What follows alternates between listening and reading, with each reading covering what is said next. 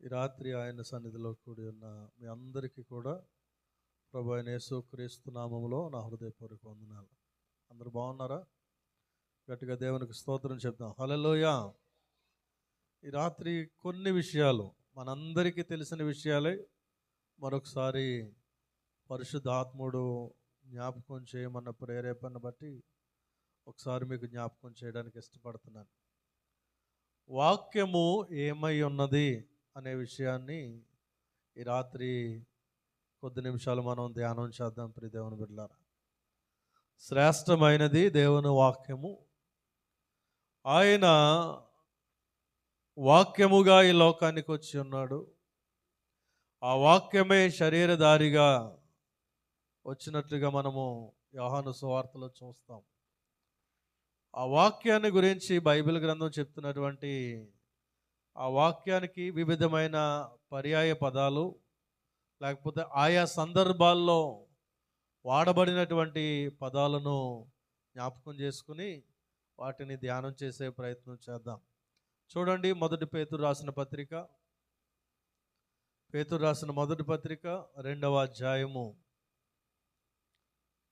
2-3 వచనాలు కలిపి ఉన్నాయి, అవి చదువుదాం.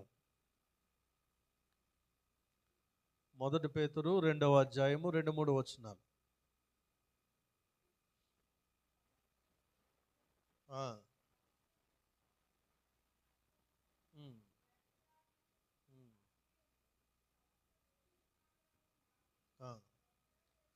క్రొత్తగా జన్మించిన శిశువులను పోలిన వారై నిర్మలమైన వాక్యమును పాల వలన రక్షణ విషయంలో ఎదుగు నిమిత్తము ఆ పాలను అపేక్షించుడి. దేవునికి స్తోత్రం. చదవబడినటువంటి లేఖన భాగంలో దేవుని వాక్యాన్ని గురించి ఏమని చెప్పబడిందంటే, వాక్యము పాలతో పోల్చబడింది. మనం పాట పాడుతాం, నీ వాక్యమే నన్ను బ్రతికించినటువంటి దాంట్లో పాల వంటిది అనేటువంటి చరణాన్ని కూడా మనం పాడతాం. ఇక్కడ రక్షించబడిన ప్రతి విశ్వాసికి దేవుని వాక్యము ఎటువంటిది అంటే పాల వంటిది అని దేవుని వాక్యం మనకి తెలియచేస్తూ ఉంది. ప్రియ దేవుని బిడ్డలారా, జాగ్రత్తగా మనము ఆలోచన చేసినట్లయితే ఇక్కడ చాలా స్పష్టంగా పేతురుగా రాస్తున్నారు, క్రొత్తగా జన్మించిన శిశువును పోలిన వారై. అంటే నేను 19 సంవత్సరాల వయసులో రక్షించబడ్డాను. అంటే 19 సంవత్సరాల వయసులో మరలా కొత్తగా జన్మించడం అంటే శారీరకంగా కాదు, కానీ అది ఆత్మానుసారంగా. కాగా ఎవడైనను క్రీస్తునందున్న యెడల వాడు నూతన సృష్టి, పాతవి గతించెను, ఇదిగో సమస్తమును నూతనమాయను అని 1 కొరింథీ 5వ అధ్యాయం 17వ వచనంలో చెప్పినట్టుగా, ఇక్కడ కొత్తగా జన్మించడం అంటే మనము యేసుక్రీస్తును అంగీకరించి రక్షణ పొంది బాప్తిస్మ అనుభవంలోనికి వచ్చినటువంటి విధానాన్ని జ్ఞాపకం చేస్తున్నాడు. క్రొత్తగా జన్మించిన శిశువును పోలిన వారై. ఇక్కడ శారీరకమైనటువంటి శిశువును కూడా ఉదాహరణగా చూపిస్తున్నాడు. కారణం ఏంటంటే, పుట్టిన పిల్లవాడికి ఏం కావాలి? పాలు కావాలి. పాలు తాగితేనే ఆ పాలు ఆ పిల్లవాడి ఎదుగుదలకు, ఆ పాలు పిల్లవాడి శరీరంలో ఉన్నటువంటి అవయవాలన్నీ కూడా ఎదగడానికి ముఖ్య కారణము పాలు. పాలు తాగకపోతే, తల్లి పాలు తాగకపోతే ఆ బిడ్డకి సరి అయినటువంటి బలం ఉండదు, సరి అయిన ఎదుగుదల ఉండదు. ఎన్నో రకరకాలైనటువంటి పాలు ప్యాకెట్లు లేకపోతే ఆ పాలు పౌడర్లు వచ్చేసినా కానీ తల్లి పాలు ద్వారా వచ్చేటువంటి శక్తి, బలము అది శ్రేష్టమైంది. ఇక్కడ ఆ పాలను పోలిన వారు ఏమంటున్నాడంటే, ఎదుగు నిమిత్తం ఆ పాలను అపేక్షించండి అంటున్నాడు. అంటే త్రాగుతూ ఉండండి. ఈ పాలు ఆ బిడ్డ ఎదుగుదలకు ఉపయోగపడుతుంది. ఇంకొకటి, పాలు వలన వచ్చేటువంటి ఇంకొక బెనిఫిట్ ఏంటంటే, ఆ ఎముకలలో సత్తువ కలుగుతుంది. ఎముకలు స్ట్రాంగ్గా ఉండడానికి పాలు అవసరం. మన క్రైస్తవ భక్తి జీవితంలో విశ్వాస జీవితంలో ఎలా మనం ఎదుగుతాం, ఎలా మనం దేవునిలో బలంగా ఉంటాం అంటే దేవుని వాక్యం అనే పాలను ప్రతిదినము తీసుకున్నట్టు ద్వారా. దేవునికి స్తోత్రం. ఎప్పుడైతే ప్రతిరోజు పాలు తాగుతూ ఉన్నామో ఆ పాలు తాగే వ్యక్తిలోను పాలు తాగని వ్యక్తిలోను తేడాలు మనం చూడగలుగుతాం. రోజు పాలు తాగేవారు పుష్టిగా కనబడతారు, బలంగా కనబడతారు, ఆరోగ్యంగా కనబడతారు. ఆ పాలు తాగలేనటువంటి వ్యక్తిలో కొన్ని బలహీనతలు, లేకపోతే ఆ సమృద్ధిగా ఉన్నటువంటి అనుభవం కనిపించదు. మనకి ఏదో ఒక లోటు కనబడుతుంది. కారణం ఏంటంటే ఆ పాలు తీసుకోకపోవడం వలన. పేతురు గారు ఏమని చెప్తున్నారంటే, రక్షణ విషయంలో ఎదుగు నిమిత్తము మీరు ఆ పాలను అపేక్షించండి.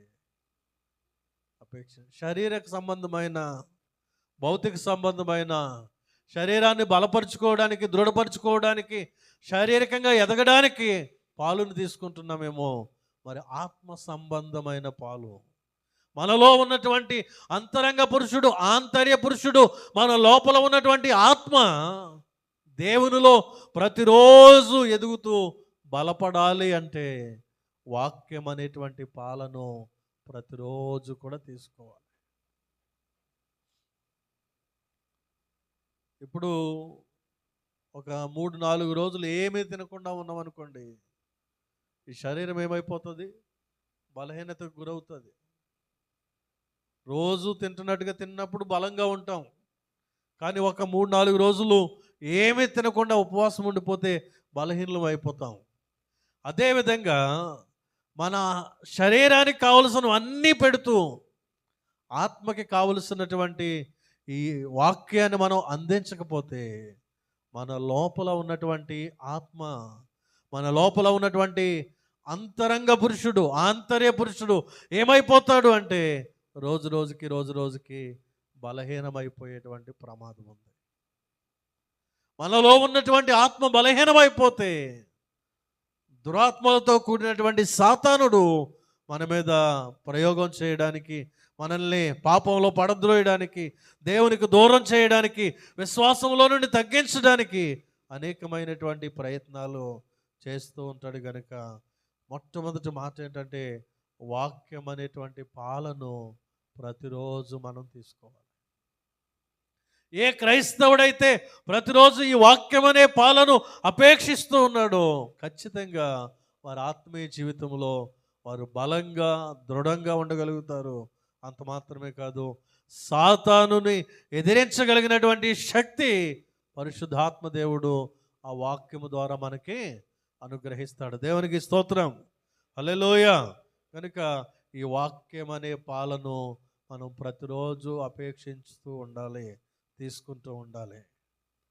రెండవ మాట, ఎఫెసీయులకు రాసిన పత్రిక 5వ అధ్యాయము 25 నుండి 27 వరకు కలిపే ఉన్నాయి. ఆ వచనాలు చదువుదాం.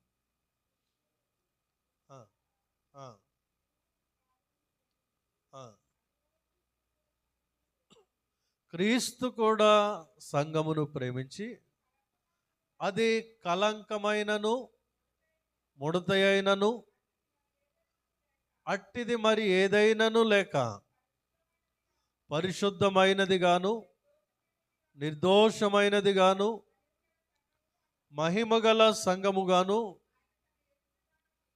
ఆయన తన ఎదుట దానిని నిలువబెట్టుకొనవలెనని వాక్యముతో ఉదక స్నానము చేత దానిని పవిత్రపరిచి పరిశుద్ధపరచుటకై తన్ను తాను అప్పగించుకొనెను. దేవునికి స్తోత్రం, హల్లెలూయా. ఇక్కడ వాక్యం దేంతో పోల్చబడింది?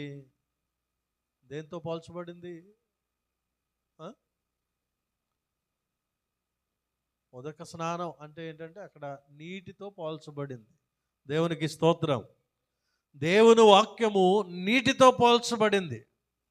నీటితో పోల్చబడి ఏమని చెప్తుందంటే, ఇప్పుడు ఎక్కడికైనా ప్రయాణం చేసి వచ్చాం, ఈ ఎండలో విస్తారమైన వేసవికాలం, పొద్దున్నుంచి అసలు కరెంట్ లేదు మనకు కదా, చాలా అసలు ఒక గంట ఉంచాడు, తర్వాత అంతా తీసేసాడు. తడిసిపోయాం మొత్తం అంతా చెమటలతోటి. కానీ కరెంట్ వచ్చిన తర్వాత చర్చికి వచ్చే ముందు ఏం చేసాం మనం అంటే స్నానాలు చేసాం. దేవునికి స్తోత్రం. ఎందుకు? ఆ చెమటంతా పోవడానికి, మురికంతా పోవడానికి, ఏదైతే దుమ్ము ధూళి ఉందో అది మన మీద నుండి తీసివేసుకోవడానికి మనందరం కూడా చక్కగా స్నానం చేశాం. శరీర శుభ్రత కొరకు స్నానం చేసినటువంటి మనకి ఆత్మీయ శుభ్రత కొరకు దేవుని వాక్యం అనే స్నానము చేత మనలో ఉన్నటువంటి అవయవాలన్నింటినీ కూడా కడుక్కోవాలని దేవుని వాక్యం చెప్తుంది. హల్లెలూయా, హల్లెలూయా. ఎంత స్పష్టంగా దేవుని వాక్యం చెప్తుందంటే, కలంకమైనను ముడత అయినను అట్టిది మరి ఏదైనాను లేక. కలంకం అంటే ఈ లోకంలో ఉండేటువంటి పాపం వలన ఏర్పడేటువంటి, ఏలుబడి చేసేటువంటి, మనకి అంటుకునేటువంటి కలంకం ఏదైనా ఉందా? ముడత, మచ్చ, ఏదైనా డాగు ఏమైనా ఉన్నాయా? మన ఆత్మీయ జీవితంలో, మన భక్తి జీవితంలో కొనసాగుతున్నప్పుడు అనేకమైనటువంటి పాపపు శోధనలు, శ్రమలు, శరీరాశ, నేత్రాశ, జీవపడమము అనేటువంటి ప్రేరేపణల చేత ఈ భూమి మీద నడిపించబడుతున్నటువంటి మనము వాటి చేత శోధించబడుతూ, వాటి చేత ఏ విధమైన కలంకము మనకు అంటుకోకుండా, ఏ మచ్చ, ముడత, డాగు మనకు అంటుకోకుండా ప్రతిరోజు కూడా దేవుని వాక్యం అనేటువంటి ఉదక స్నానము చేత మనలను మనము పరిశుద్ధపరుచుకోవాలి. దేవునికి స్తోత్రం. ఎందుకయ్యా దేవుని వాక్యం అంటే మనలో ఉన్నటువంటి అపవిత్రతను తీసివేసుకోవడానికి, మన మీద ఉన్నటువంటి పాపపు డాగును తీసివేసుకోవడానికి, మన మీద ఉన్నటువంటి పాపపు మచ్చను, పాపపు ముడతను తీసివేసుకుని శుభ్రపరచుకోవడానికి దేవుని వాక్యము మనకి సహాయం చేస్తూ ఉంటుంది. దేవునికి స్తోత్రం. హల్లెలూయా. దేవుని వాక్యం గురించి మలాకి గ్రంథంలో ఏమని చెప్తాడంటే, చాకలి వాని చేతిలో సబ్బు వంటిది అని చెప్తాడు. దేవునికి స్తోత్రం. చాకలి వాని చేతిలో సబ్బు వంటిది.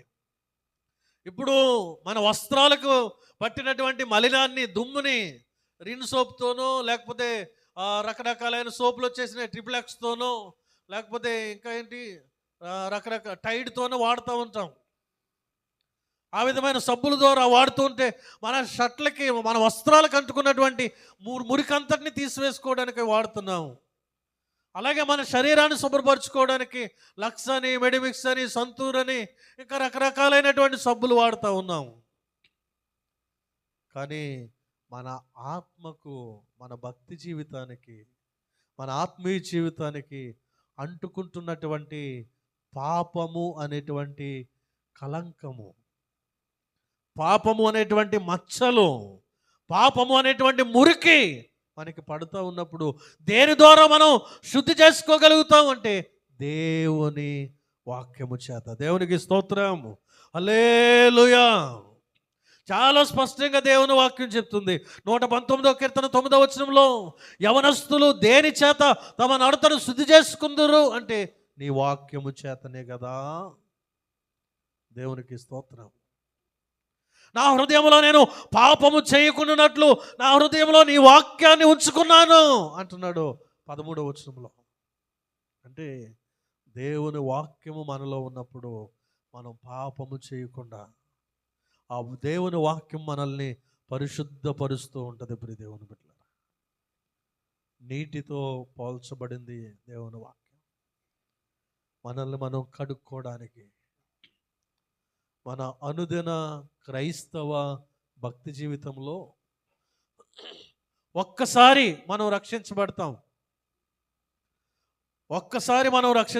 అదేంటంటే పాపము నుండి మారు మనస్సు అనుభవంలోనికి, పాపము నుండి యేసే ప్రభు అని నోటితో ఒప్పుకున్న అనుభవంలోనికి, యేసే దేవుడని నోటితో ఒప్పుకుని ఆయన మా పాపాల కొరకు ప్రాణాన్ని అర్పించి కలువరి శిలువలో మరణించి పాతి పెట్టబడి 3వ దినమున మృత్యుంజయుడిగా తిరిగి లేచాడని విశ్వసించి ఒక్కసారి రక్షణ పొందుతాం. ఆ తర్వాత రెండవది ఏంటంటే ప్రతిరోజు ఆనందాన్ని రక్షణను కాపాడుకుంటూ ఉండాలంట. ప్రతిరోజు జరిగే రక్షణ ఏంటంటే ఇహలోకములో ఉన్నటువంటి మాలిన్యం మనకు అంటుకోకుండా, ఈ పాప శరీరములో మనం జీవిస్తున్నప్పుడు కొన్నిసార్లు మన ఆలోచనల్లో తొట్టిల్లిపోతాం, కొన్నిసార్లు మన మాటల్లో తొట్టిల్లిపోతాం, కొన్నిసార్లు మన ప్రవర్తనలో తొట్టిల్లిపోతాం, కొన్నిసార్లు మన నడవడికలో తొట్టిల్లిపోతాం. ఈ విధమైనటువంటి శోధనల్లో మనం తొట్టిల్లిపోతూ ఉన్నప్పుడు ప్రతిరోజు మనం చేయవలసింది ఏంటంటే దేవుని వాక్యం అనే ఉదక స్నానము చేత మనలను మనము పరిశుద్ధపరుచుకోవాలి. దేవునికి స్తోత్రం, హల్లెలూయా. ఇది శాంటిఫికేషన్ అంటే ఇది నిత్యము పరిశుద్ధపరచబడుట అనేది నిత్యము జరగవలసినటువంటి ప్రక్రియ. ఒకసారి యేసుని అంగీకరించాం, అది రక్షణ. ఇది ప్రతిరోజు మనల్ని మనం పరిశుద్ధపరచుకుంటున్నాం, ఇదొక రక్షణ. మూడవ రక్షణ ఎప్పుడంటే యేసుక్రీస్తు వచ్చేటప్పుడు. దీనినే త్రికాల రక్ష అంటారు బైబిల్ ప్రకారం. త్రికాల రక్ష అంటే మొదటిసారిగా మనం రక్షించబడ్డాం, రెండవది ప్రతిరోజు మన రక్షణను కాపాడుకుంటూ ప్రతిరోజు పరిశుద్ధపరుచుకుంటూ ఉంటాం, మూడవది మనకి రక్షణ సమీపంగా ఉంది అని చెప్తాడు రోమీలకు రాసిన పత్రిక 11వ అధ్యాయంలో. రక్షణ సమీపంగా ఉందంటే యేసుక్రీస్తు యొక్క రాకడ సమీపంగా ఉంది. దాని కొరకు మనం ఏం చేయాలంటే మనలను మనము పరిశుద్ధపరుచుకోవాలి.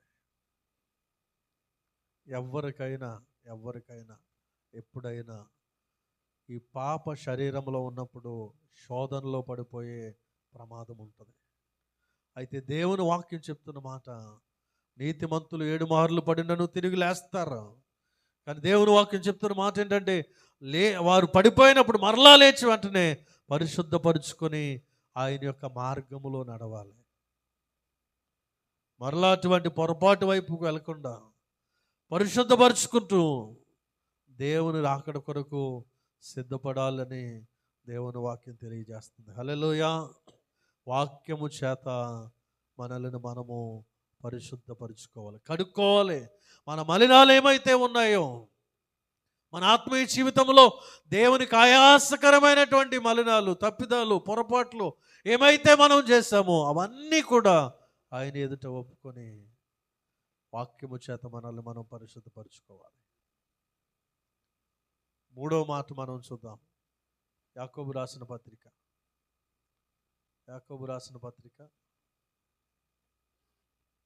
1వ అధ్యాయము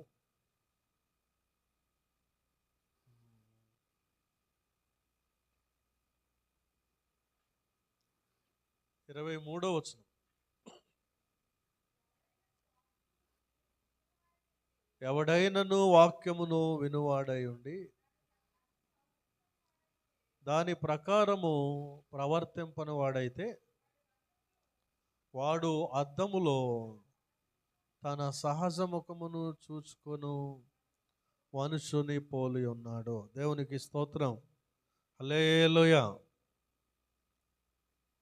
మూడవ మాట ఏంటంటే దేవుని వాక్యము అద్దముతో పోల్చబడింది. దేవుని వాక్యము అద్దం. ఇందాక చెప్పినట్టుగానే మందిరానికి వచ్చే ముందు ఎలా స్నానం చేశామో, స్నానం చేసిన తర్వాత అందరం కూడా అద్దం దగ్గరికి వెళ్తాం. మన బట్టలు వేసుకున్నప్పుడు ఎలా వేసుకున్నామో, అయితే మన జుట్టు మంచిగా దూకున్నామో లేదో, ముఖానికి పౌడర్ సరిగ్గా రాసుకున్నామో లేదో, ఎక్కడైనా ఎక్కువైందా ఎక్కడైనా తక్కువైందా అనేటువంటి ఆలోచనతో ప్రతి ఒక్కరం ఎక్కడికి వెళ్తాం? అద్దం దగ్గరికి వెళ్తాం. అద్దం దగ్గరికి వెళ్తేనే కానీ మనకు అర్థం కాదు మనలో ఉన్నటువంటి లోటుపాట్లు ఏంటో. అద్దంలో చూసుకుంటేనే కానీ మనలో ఉన్నటువంటి లోటుపాట్లు ఏంటో మనకు తెలియదు, పొరపాట్లు ఏంటో తెలియదు, తప్పిదాలు ఏంటో తెలియదు. అదేవిధంగా దేవుని వాక్యాన్ని చదువుతున్నప్పుడే దేవుని వాక్యము మనలో ఉన్నటువంటి తప్పిదాలు, మనలో ఉన్నటువంటి లోటుపాట్లు, మనలో ఉన్నటువంటి పొరపాట్లు అన్నింటినీ కూడా దేవుని వాక్యము మనకి బయలుపరుస్తుంది. దేవునికి స్తోత్రం, హల్లెలూయా. ఆచార్య ఆర్ఆర్కే మూర్తి గారు ప్రముఖ రేడియో ప్రసంగికులు ప్రేమధార అనేటువంటి ఆ యొక్క కార్యక్రమం వస్తూ ఉండేది. చిన్నప్పుడు మేము చిన్నగా ఉన్నప్పుడు రేడియోల్లో 7 గంటలకే కరెక్ట్గా వచ్చేది ప్రేమధార అనేటువంటి కార్యక్రమం. చాలా స్పష్టంగా ఎంత చక్కగా వినసొంపు, ఎవరైనా సరే ఆయన మాట వినేసరికి ఇంకా వినాలి అనేటువంటి చక్కటి స్వరాన్ని దేవుడు ఆయనకి ఇచ్చాడు. ఆచార్య ఆర్ఆర్కే మూర్తి గారు, ఆయన బైబిల్ గ్రంథంలోని తప్పిదాలను పట్టుకుందామని, బైబిల్ గ్రంథంలో పొరపాట్లు పట్టుకుందామని బైబిల్ చదవడం ప్రారంభించాడు. ఆ తర్వాత బైబిల్ చదువుతున్నప్పుడు ఆ బైబిల్లే ఈయనలో ఉన్నటువంటి పొరపాట్లు బయటపెట్టేసరికి దేవుని సేవకు అప్పగించుకున్నాడు. దేవునికి స్తోత్రం, హల్లెలూయా. సుమారుగా 175 సార్లు బైబిల్ గ్రంథాన్ని ధ్యానించి కొన్ని వేల ప్రసంగాలు చేసి కొన్ని వందల మందికి ఆశీర్వాదకరంగా కొన్ని వందల మందిని రక్షణలోనికి నడిపించినటువంటి గొప్ప దైవజనుడిగా ఆయన మార్చబడ్డాడు. దేవునికి స్తోత్రం. ఆయన మనందరికీ సుపరిచితం, విన్నాం కనుక ఆయన మాట చెప్తున్నాను. కానీ కొన్ని కోట్ల మంది బైబిల్ గ్రంథాన్ని చదివి వారిలో ఉన్నటువంటి లోటుపాట్లు ఎరిగి వారిలో ఉన్న లోపాలు తెలుసుకొని వారందరూ కూడా రక్షణలోనికి వచ్చారు. దేవునికి స్తోత్రం. దేవుని వాక్యము మనలో ఉన్నటువంటి లోటుపాట్లు తెలియచేసే అర్థం.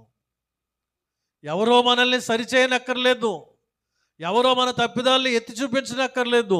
మనం బైబిల్ గ్రంథాన్ని ధ్యానిస్తూ ఉన్నప్పుడు, బైబిల్ గ్రంథాన్ని పఠిస్తూ ఉన్నప్పుడు, దేవుని వాక్యాన్ని చదువుతూ ఉన్నప్పుడు ఆ దేవుని వాక్యమే మనం ఏ సందర్భంలో, ఏ పరిస్థితుల్లో, ఏ ఇబ్బందుల్లో ఉన్నామో వాటన్నిటినీ మనకి బయలుపరుస్తుంది, మనతో మాట్లాడుతుంది, మనలను సరిచేస్తుంది, మనము నడవవలసిన మార్గంలో మనల్ని నడిపిస్తుంది. దేవునికి స్తోత్రం, హల్లెలూయా. కనుక ప్రతి ఒక్కరము కూడా మన ఆత్మీయ జీవితాలను సరిచేసుకోవడానికి దేవుని వాక్యం అనే అద్దము దగ్గర నిలబడాలి. ప్రతిరోజు దేవుని వాక్యం అనే అద్దము దగ్గర నిలబడినప్పుడు నీలో ఉన్న లోటుపాట్లు సరిచేసుకునే గొప్ప ధన్యత భాగ్యం మనకిస్తాడు దేవుడు. అప్పుడు మనం పరిపూర్ణులముగా, ఆధ్యాత్మిక జీవితంలో సంపూర్ణులముగా ఆయన యొక్క సారూప్యంలోనికి మార్చబడడానికి అవకాశం ఉంటుంది. కనుక దేవుని వాక్యం అనే అద్దము దగ్గరకు మనం రావాలి.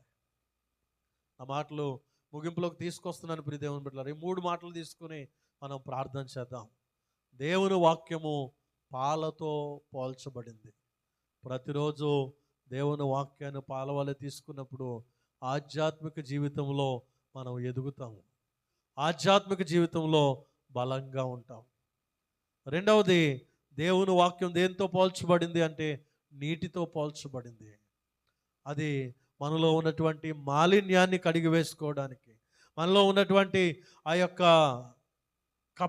కపటత్వాన్ని లేకపోతే మలినాలను, మనలో ఉన్నటువంటి ముడతలను, మచ్చలను, డాగులను కడిగి వేసుకునేటువంటి ఆ గొప్పటి పదార్థం దేవుని వాక్యం.